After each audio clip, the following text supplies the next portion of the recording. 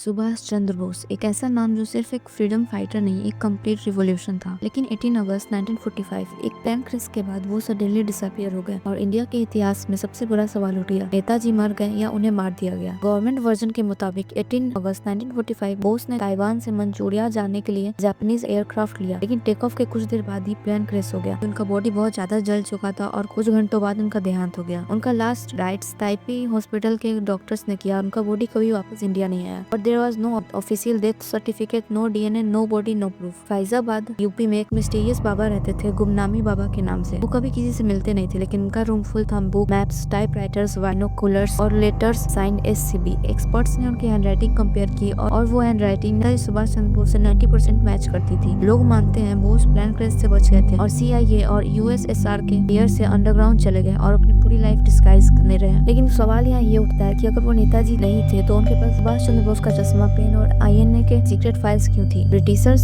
सुभाष चंद्र बोस से डरते थे। उन्होंने INA बनाया था, हिटलर से मिले, जापान से सपोर्ट किया। वो गांधी जी के पीसफुल प्रोटेस्ट से अलग मिलिटेंट आइडियोलॉजी लेकर आए थे और जब उन्होंने आजाद हिंद सरकार बनाई, ब्रिटिशर्स ने उन्हें एनिमी ऑफ द एम्पायर का टैग दे दिया। पोस्ट वॉर USSR और अमेरिका दोनों नेताजी से अनकंफर्टेबल थे। क्या उनकी डिसअपीयरेंस एक इंटरनेशनल कवर अप थी? 2005 में जस्टिस मुखर्जी ने इन्वेस्टिगेट किया और क्लियरली बोला no plane crash took place in Taiwan on 18 August 1945। Taiwan government ने कंफर्म किया उस दिन कोई क्रैश रिकॉर्ड नहीं है, लेकिन इंडिया गवर्नमेंट ने रिपोर्ट रिजेक्ट कर दी। क्यों? क्या किसी सच को दबाया गया? कांग्रेस के कुछ लीडर स्पेशली नेहरू उनसे आइडियोलॉजी में बिल्कुल अलग थे। क्या पॉलिटिकल पावर्स ने उनके वापस आने का रास्ता रोका? Did Netaji Subhash Chandra Bose know something that could have second the foundation of post independence India? सोचो अगर नेताजी वापस आते हैं, इंडिया के PM बनते हैं, क्या इंडिया पहले ही सुपर पावर होता? क्या करप्शन और पॉलिटिक्स की जगह डिसिप्लिन नेशनलिस्टिक विजन होता? ये सिर्फ स्पेक्यूलेशन नहीं, नेताजी के रिकॉर्ड्स के बेसिस पे अल्टरनेट हिस्ट्री डिस्कस होती है। सुभाष चंद्र बोस सिर्फ एक लीडर नहीं, एक सोच थे और शायद इसीलिए उनकी कहानी को इंटेंशनली ब्लर कर दिया गया। Plane crash, Gumnami Baba, foreign agencies, political revolution, ये सब पीस एक ही पजल के हैं और जब तक उनका बॉडी, DNA या फाइनल प्रूफ नहीं मिलता, ये केस हमेशा के इंडिया का अनसॉल्व्ड मिस्ट्री रहेगा।